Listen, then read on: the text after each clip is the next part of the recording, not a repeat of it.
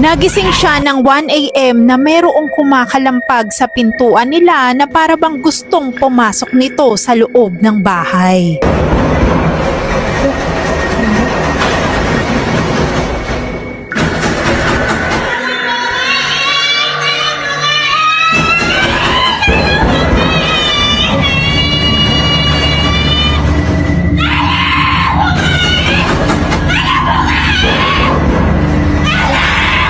Ito ay video ni Mikay na taga dito sa Pilipinas. At dahil nga maraming na-curious at umulit-ulit ito, after 2 days ay nilakasan niya na ang kanyang loob para buksan at tignan kung sino or ano nga ba ang kumakatok sa pintuan nila.